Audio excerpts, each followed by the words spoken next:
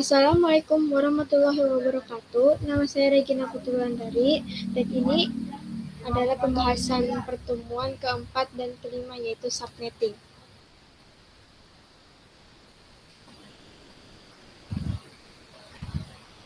Subnetting adalah proses untuk pemecahan atau membagi sebuah network menjadi beberapa network yang lebih kecil. Atau subnetting merupakan sebuah teknik yang mengizinkan para administrator jaringan untuk memanfaatkan 32 bit IP address dan yang tersedia dengan efisien.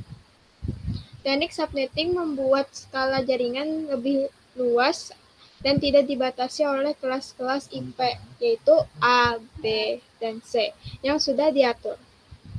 Dengan subnetting, maka kita akan bisa membuat network dengan batasan host yang lebih realistis. Membutuhkan subnetting menyediakan cara yang lebih fleksibel untuk menentukan bagian mana yang sebuah 32-bit IP address yang mewakili network ID dan bagaimana yang mewakili host ID.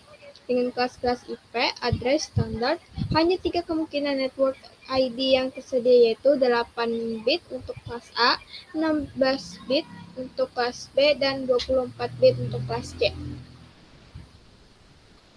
Fungsi subnetting yaitu penghematan alamat IP, yaitu mengalokasikan IP address yang lebih terbatas agar IP yang terbatas agar lebih efisien. 2. Mengoptimalisasikan unjuk kerja jaringan walaupun sebuah organisasi memiliki ribuan host device. Tujuan dari subnetting yaitu untuk mengefisienkan pengalamatan jaringan. Terus, dapat membagi satu kelas network atas sejumlah subnetwork. Terus, untuk mengatasi masalah perbedaan antara hardware dengan topologi fisik jaringan. Terus, untuk membuat lebih efisien alokasi IP address dalam sebuah jaringan, supaya bisa memaksimalkan penggunaan IP address. Terus, untuk meningkatkan keamanan dan mengurangi terjadinya kongesti akibat terlalu banyak host dalam sebuah jaringan. Terus, untuk mengatasi permasalahan perbedaan hardware dan media fisik yang digunakan dalam suatu network. IP address tersebut terdiri dari angka 32 bit dengan nilai mulai dari 0 hingga 42949672995. Dibagi menjadi 4 oket agar dapat dibaca setiap oket, yaitu unit yang terdiri dari 8 bit dikonversi menjadi desimal dan kemudian dipisahkan oleh satu titik, menciptakan format IP yang dapat dikenali dan dimungkinkan untuk membuat 4,3 miliar IP address unik untuk menggunakan metode ini. IP juga terdiri dari 2 bidang, yaitu network perfect ID dan host ID, di mana keduanya terpisah bergantung pada kelas di mana alamat tersebut ditempatkan. Ada 5 kelas jaringan yang berbeda yang berjalan dari A ke E. Sebagian besar IP address berada di kelas A hingga C, dan D dan E sebagai cadangan. Jaringan kelas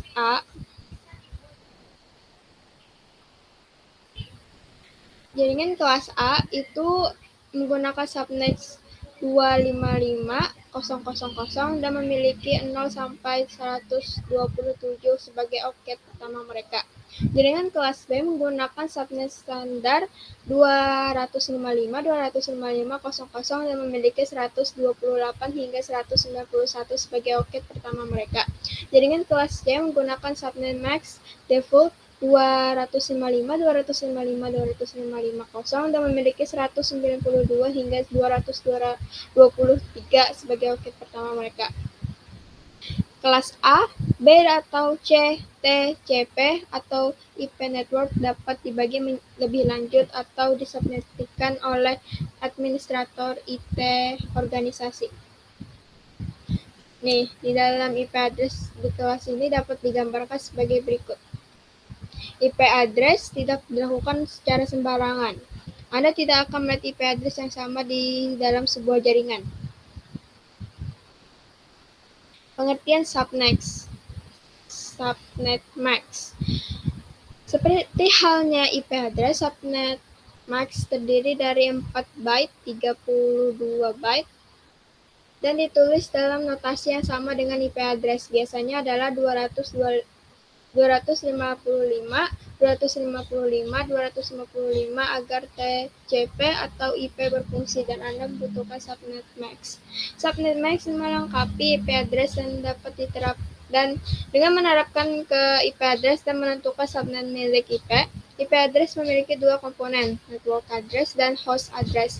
Subnetting selanjutnya membagi bagian host dari IP address menjadi subnet dan host address. Jika subnetwork ditambahkan diperlukan, akibatnya ini menutupi IP address dan membagi IP address menjadi network address dan host address.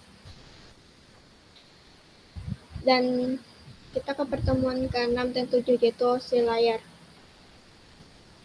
Open System Interconnection atau OSI adalah model referensi yang diciptakan dari sebuah kerangka yang bersifat konsepsional, namun saat ini telah berkembang dan menjadi sebuah standarisasi khusus berkaitan dengan koneksi komputer. Tujuan dari pembuatan OSI adalah menjadi model rujukan bagi setiap vendor atau developer, sehingga produk atau perangkat lunak yang dibuat memiliki sifat interpolate, yang berarti user dapat melakukan kerjasama dengan produk atau sistem tanpa perlu melakukan penanganan secara khusus atau spesial. 7 model layar OSI. Itu ada application layer, lapisan ke-7. Terus presentation layer atau lapisan ke-6. Terus session layer, lapisan ke-5. Terus presentation layer, lapisan ke-6, dan session layer lapisan ke-5. Ini tadi. Transport layer lapisan ke-4. Terus network layer lapisan ke-3. Dan data link layer lapisan ke-2 dan physical layer lapisan ke-1. Pada tahapan atau level ini mendefinisikan itu. Nih, cara kerja OSI layar. Pertama, application layer akan mengirimkan data yang dikirim pengguna kepada perangkat komputer penerima data. Kedua, pada presentation layer, terjadi konversi email menjadi sebuah format jaringan. Ketiga, pada session layer akan membentuk sesi perjalanan data hingga seluruh proses pengiriman data selesai dilaksanakan. Keempat, di dalam transport layer, pengirim melakukan pemecahan data, kemudian data tersebut dikumpulkan pada transport layer penerima. Kelima, network layer membuatkan sebuah alamat sehingga dapat menuntut dan mengarahkan data hingga sampai pada tujuan yang benar. Selanjutnya, di dalam data link layer akan dilakukan pembentukan data menjadi bentuk frame serta alamat fisik. Dan pada lapisan utama, yaitu tepatnya physical layer, data akan dikirim melalui medium atau perantara jaringan menuju lapisan transport penerima. Langkah yang terakhir, alur jalannya proses akan berbalik dari physical layer menuju application layer dan nantinya akan mengarah kepada jaringan komputer penerima.